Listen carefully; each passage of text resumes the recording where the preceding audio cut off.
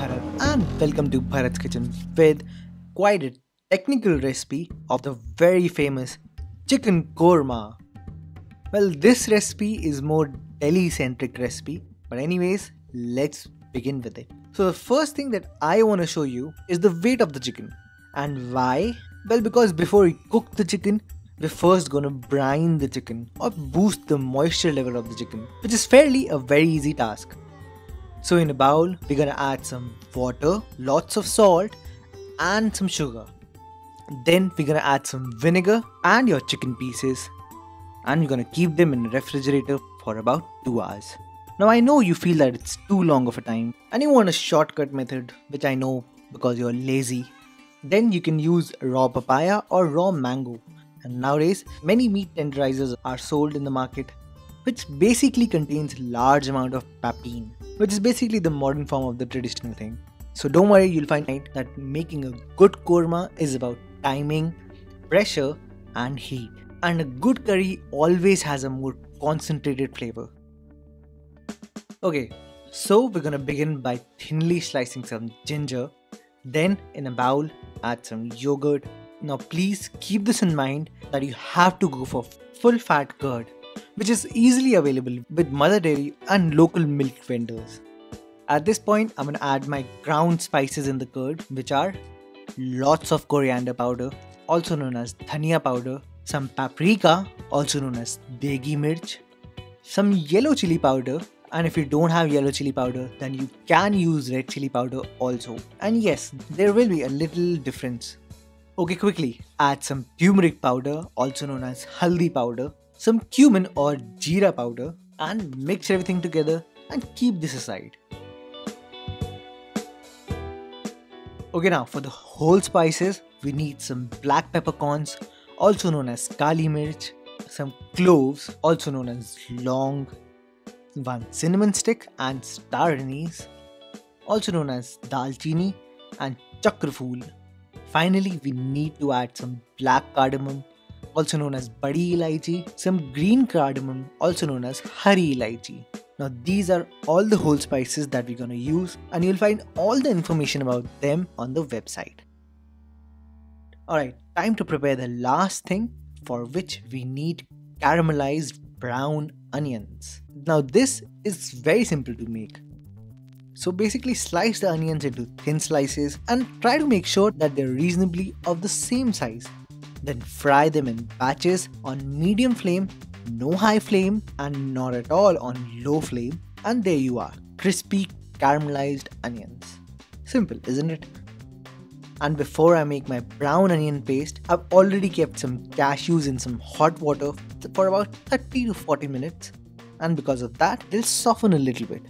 So simply blend everything together, your brown onions, your cashews, and make sure you chop the cashews, otherwise they won't disintegrate. And finally, top it up with some curd, blend them together properly, and you have your brown onion paste ready. Now the final thing you need is some chicken stock. Why chicken stock, you ask? Well, not only stocks have a concentrated chicken flavor, but also because chicken stock has gelatin, and it is that thing which will give volume to your gravy. But I know you're totally lazy and you're not gonna make a chicken stock, so you can use water, but do not expect to achieve a top-notch chicken korma. Okay, now finally it's time to cook this chicken, and here comes timing and technique. Yes, traditionally they use handi, but I'm using a handi pressure cooker. But wait, I'm not gonna use the whistle. I'll get a very concentrated flavor, but not by pressure cooking the chicken. So the key here is slow moisture loss. Therefore, you have to use a utensil which has a small open mouth and a large base like that have a small open mouth, and even though they are cylindrical, they will do the job. So we're gonna keep our utensil on medium to low flame and add some vanaspati ghee. And if you don't want to use ghee, then also use ghee, because it has its own distinct flavor and properties. But if you're too adamant about it, then read the recipe on the website and I'll give you the alternatives there. Now, time to add your whole spices and make sure you cook them for about 5 minutes so the aromatics will start doing their job and the ghee will make the base of flavors. So after 5 minutes, add heaps of ginger and garlic paste, add julienne gingers, and the yogurt and the spice mix that we made earlier. Then cook for about 10 to 15 minutes on medium to low flame. Alright, now you can see that the fat has come up, and even though it has given divorce to yogurt, they still had made love and have amalgamated in the form of flavors. So at this point we're gonna add our brown onion paste, mix it thoroughly and cover it with a lid. And then turn your flame to as low as possible. You see, now working with the pressure cooker does wonders. Because it has a good insulation system, it's able to trap a lot of flavors. So cook for a good 15 to 20 minutes and do not open the lid for a minimum of 15 minutes. Now take the chicken out of the refrigerator and let's check the weight. Well, you'll see a little increase in weight. So this boost of moisture in the chicken and due to altering the proteins in the chicken with the help of salt, it will give a super different and tender result. Okay, let's check the gravy. Now that the fat has again separated, add your chicken stock and a little bit of freshly grated nutmeg, also known as jaifal, some mace, also known as javitri, and now add your salt and your chicken.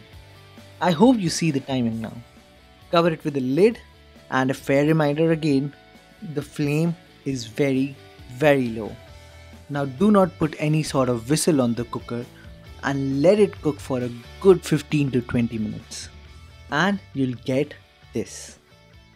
Okay, I know the fat is not separated, but the chicken is cooked. You don't believe me? Then just see this. It's just about 165 Fahrenheit, which is cooked.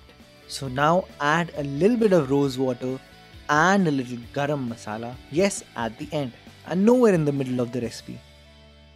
Just let it simmer for a good 10 to 15 minutes and you'll achieve this.